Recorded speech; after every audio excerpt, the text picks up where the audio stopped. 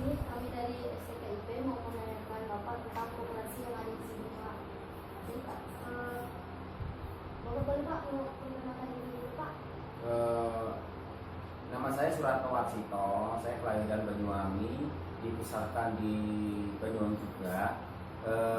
Lahir pada tahun 1967, dan saya khusus di Sintang ini datang pada tahun 82. Dan juga sekolahnya di SMP 2 Sintang, cuma tidak lulus. Saya posisi sekarang di koperasi adalah ketua koperasi Rimba Harapan yang ya itu aja kalau bisa. Pak, saya boleh wawancaranya, Pak? Itu Pak, koperasi ini tuh berjalan itu di bidang apa ya, Pak?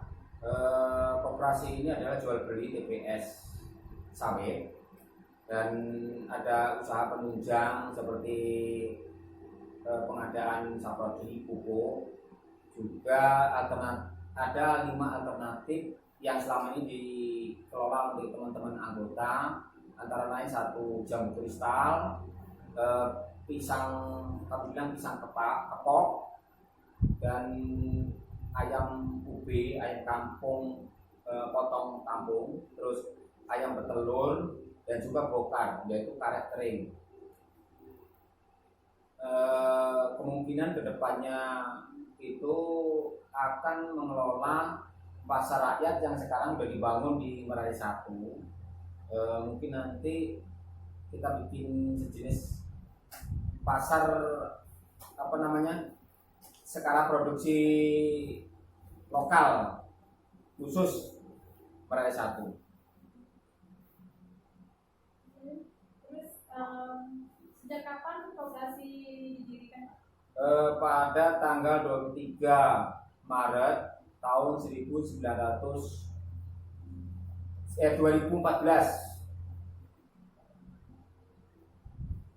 Pak, jadi di koperasi ini tuh ada berapa itu ya, Pak, anggota ya, Pak? Sebenarnya banyak anggota yang ada di koperasi Rimba Harapan.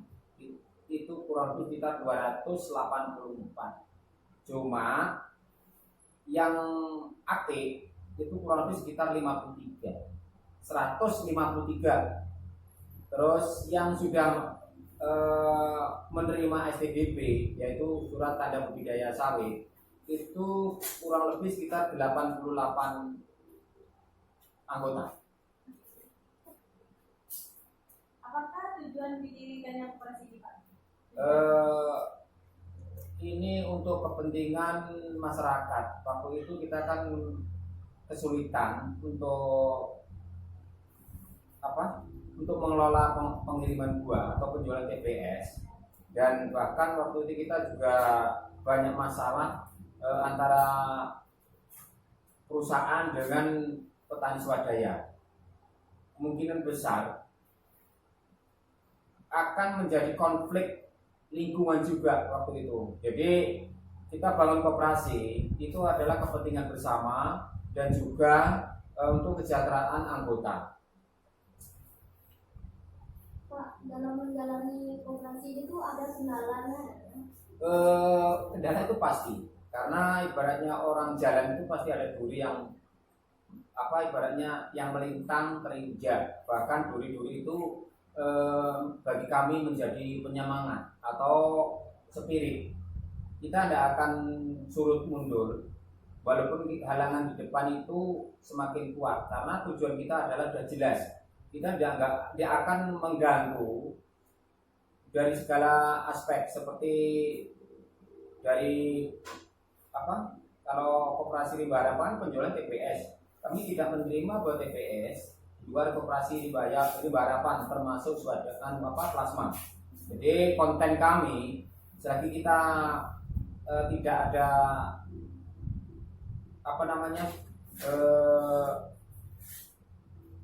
tidak merusak lingkungan, bahkan tidak melanggar aturan pemerintah, kami tetap akan berusaha untuk mempertahankan koperasi.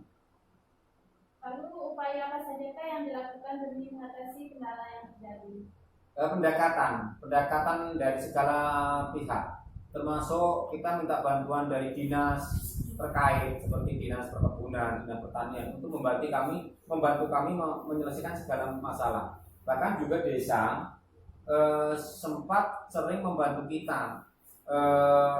Kemungkinan yang banyak turun tangan untuk membantu itu dari skala besar atau kecil adalah desa, juga dinas perkebunan dan pertanian. Dan itu pun kita juga nggak tidak menghilangkan jasanya teman-teman pendamping.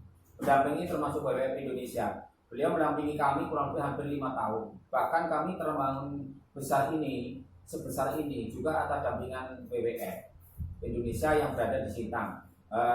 Sedangkan tujuan WWF adalah kita boleh berbudidaya sawit, tapi kita harus menjaga lingkungan, bahkan aspek sosialnya, juga aspek alamnya dan ekonominya. Jadi saya rasa sekuat apapun tantangan kami sebagai pencetus koperasi, bahkan sebagai koperasi Rimba Harapan yang selama ini ada, itu karena banyak dukungan, bagi kami tidak ada masalah. Di koperasi ini tuh menjalankannya tuh pakai sistemnya tuh gimana ya Pak? Karena kita kan koperasi milik bersama, jadi sistemnya itu kesetaraan, atau sistem kami itu transparansi. Jadi kalau memang kita memperlakukan sistem yang ada dengan transparansi, anggota itu tidak akan merasa dirugikan. Jadi koperasi adalah koperasi. Jadi koperasi itu milik sama-sama, bukan milik perseorangan atau milik ketua, terutama pengurus. Apa sajakah persyaratan untuk menjadi anggota koperasi? Yang pertama adalah dia rakyat Indonesia. Yang kedua, dia memiliki kebun. Yang ketiga, dia harus mengikuti SOP ADRT koperasi. Dan juga yang keempat, mereka tidak membuka lahan dengan membakar. Pak, di sini dalam menjalankan koperasinya pasti ada kekurangan dan kelebihannya, Pak. Banyak sih kekurangan, termasuk koperasi ini berjalan kurang lebih sekitar 5-6 tahun lah ya, dari 2014 sekarang 2020 jalan 6 tahun. Itu pasti kendalanya adalah satu, kita akses modal, karena koperasi ini kan jalannya dengan transparansi, terus persetujuan anggota mau melakukan segala aspek, dan kita juga tidak melakukan KSP atau simpan pinjam uang. Jadi kita jalannya itu hanya mengikuti yang sudah kita tentukan, yaitu ADRT-nya. Terus memang sebenarnya hanya itulah, termasuk permodalan yang bagi kami itu sangat minim sekali. Kalau dana koperasi ini dari mana, Dek? Dari anggota, karena anggota masuk langsung kami bilang itu ada setoran pokok, yaitu sejumlah 500. Jadi dengan jumlah 500.000 itu ada sekitar 5 aspek yang kita lakukan seperti koperasi lain lah, yaitu dana sosial, pendidikan, gedung, bahkan seperti pendidikan di di ruangan, perjalanan, itu yang saya rasa itu yang sangat membantu. Tapi kan itu kan hanya sekali. Pak, dalam 1 minggu itu kegiatan operasional itu setiap hari atau gimana? Kami melakukan jual beli TBS itu 1 bulan kan 2 kali. Dari tanggal yang ditentukan 9 dengan 24. Itu yang kerja tetap. Tapi kalau untuk admin itu hampir tiap hari itu datang. Paling tidak kan hari Jumat ikut dengan sampai Minggu. Terus kegiatan untuk kantor pengurus-pengurus kita ditetapkan di antara tanggal 7 itu kumpul untuk pembagian gaji. Itu tetap itu 7 lah minimal kan, karena Koperasi kan gajiannya kan di belakang tanggal 30. Jadi 1 bulan bisa 2 kali. Iya, bahkan kami kemarin ngajukan coba 1 kali lah biar di kas. Ya, terus untuk kegiatan di luar itu kita ngitung ada ICS atau Internet Social System itu hampir reguler. Ada saja waktu yang kita gunakan seperti penyegaran atau evaluasi di tiap kelompok. Jadi kita lakukan itu dalam kecul yang sudah ditentukan dalam bulan itu. Bisa 1 bulan itu kita dihitung bisa libur hanya sama aja dengan admin yang lain satu hari sampai Minggu. Biasanya koperasi membuka layanan operasional itu jam berapa? Admin biasanya datang sampai kantor jam 9. Terus kita kan ada WA group, bahkan grup itu udah menyeluruh ke anggota yang punya. Jadi kalau ada pelayanan di lapangan, mereka cukup WA. Pertanyaan itu ada dijawab di situ. Bahkan kami juga hadir di kelompok karena kita kebun ya. Jadi kerja lapangan yang paling banyak daripada di kantor. Pak, di koperasi ini pasti ada tantangannya kan Pak, ada hambatan dan strategi koperasi menghadapi persaingan global itu gimana Pak? Ya, itu sebenarnya sudah kita lakukan di tahun 2014. Persaingan global, kami bilang itu kan marketing ekonomi Asia kan. Nah itu kan termasuk persaingan itu dari 2014 sudah jalan. Dan dengan begitu kita akan memperbaiki sistem kita di budidaya, termasuk budidaya sawit yang sekarang berjalan. Kita memberlakukan SOP yang benar-benar beberapa aspek menguntungkan. Ada 3 yang kita selamatkan, yaitu bumi. Bumi kita selamatkan karena tujuannya adalah apa? Kita kan bukan hidup, saya kan bukan untuk diri saya sendiri ya, termasuk anak cucu saya. Jadi kita harus menyelamatkan bumi supaya bumi itu tetap sesuai dengan sebelum kita ada sawit, yaitu ramah lingkungan dan posisi udaranya masih segar. Yaitu sosial. Maksud sosial itu kita jangan ada dengan lingkungan itu, termasuk masyarakat selain yang punya sawit itu jangan sampai kita ada konflik, termasuk konflik lahan, termasuk konflik sungai tercemari, itu kan konflik juga. Ada yang dirugikan tuh kalau kita mupuk tapi nggak ada aturannya, airnya tercemari, jadi nggak bisa dimanfaatkan. Itu sosialnya. Bahkan kita lebih mengacu dengan banyak melakukan kegiatan sosial seperti sama-sama menjaga sungai, sama-sama memperbaiki infrastruktur. Dan itu ketiga adalah ekonomi. Dengan adanya 3 aspek ini, ekonomi itu kan yang benar-benar kita tuju. Tapi jangan sampai ekonomi itu merusak ada 2 ini, sosial dengan planetnya atau bumi. Tapi juga kita menjaga bumi. Tapi kalau kita nggak ada mempertahankan ekonomi kan kita juga kelaparan, mati juga kan.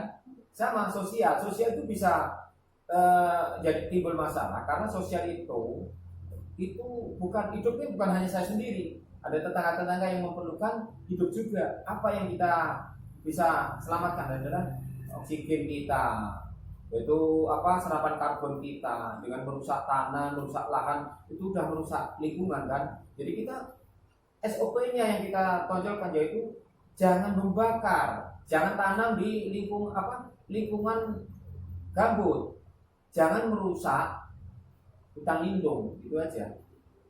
Karena di koperasi terus terang ada satu ikon yang bisa kita banggakan, karena banyak teman-teman yang dari Eropa, termasuk Jepang, Korea itu datang ke sini. Finland, ya Korea udah datang ke sini. Karena kita ada hutan lindung yang punya Rimba Harapan seluas 3 hektar. Memang benar-benar kita hanya itu itu loh hutannya Rimba Harapan. Ya seperti di dalamnya paling-paling hanya monyet ekor panjang, masih ada landa, masih ada tenggiling. Kok kalau bilang tenggiling nanti disiarkan nanti orang datang ke sana. Tapi tolong jangan disiarkan. Terus ada burung, kami bilang sebenarnya kan elang besar itu. Oh, ya. Itulah ikon kami yang benar-benar kami itu bikin sebagai model, ini loh hutan lindung kita. Apa hak dan kewajiban anggota koperasi? Sama aja dengan koperasi lain. Hak anggota itu adalah mendapatkan layanan sebentuk apapun yang mereka perlukan itu dari koperasi, ya, haknya. Bahkan yang lebih besar daripada hak anggota daripada kewajibannya. Karena kewajiban mereka hanya laporan, bahkan paling-paling kan udah otomatis kalau yang panen kan udah dipotong langsung. Kalau yang panen udah dipotong nanti kewajibannya. Jadi mereka itu hanya yang garis besarnya aja hak mereka yang dipenuhi. Dan koperasi juga sama. Koperasi punya hak untuk menuntut anggota memberikan laporan setiap ada kegiatan yang di luar koperasi, seperti kalau nanam padi di lahan baru. Kalau memang lahan itu dibakar, kami tidak akan izinkan tanam sawit. Satu. Yang kedua, kadang-kadang teman-teman itu merasa kok karet itu murah terus, ditumbang, diganti sawit. Cara otomatis kita nggak akan terima sebagai anggota. Karena apa? Kalau karet ditumbang langsung diganti sawit, berarti otomatis dia itu berubah. Sirkulasi udara situ menjadi nol, yang tadinya udah rimbun sejuk terbuka lagi, nah pasti melakukan pembakaran. Itu tetap kami tolak. Itu sistem kami. Jadi moto yang awal kami itu adalah tidak boleh membakar lahan walaupun dalam keadaan apapun. Kita kedepannya adalah kita akan mau mengikuti RSPO, Rentable Palm Oil. Di situ kita banyak membantu masyarakat sebenarnya. Sama tujuan koperasi itu dengan RSPO, hampir satu arah. Kita dari awal sudah jalan sebelum RSPO masuk, cuman kita akan ajukan sebagai sertifikasi.